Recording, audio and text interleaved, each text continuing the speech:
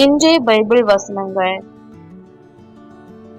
என் வார்த்தை கேட்டு என்னை அனுப்பியவரை நம்புவோர் நிலை வாழ்வை கொண்டுள்ளனர்.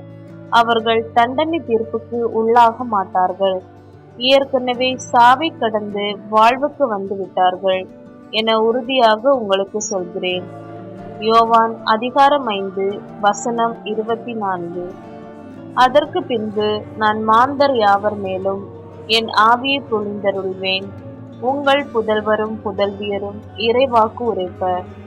உங்கள் முதியோர் கனவுகளையும் உங்கள் இளைஞர்கள் காட்சிகளையும் காண்பார்கள்.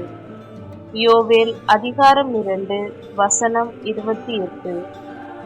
அப்பொழுது கடவுள் பொற்புண்டுகளையும் விதைத்தரும் செடிகளையும் கனித்தரும் பழமரங்களையும் அந்தந்த இனத்தின்படியே நிலம் விளைவிக்கட்டும் என்றார்.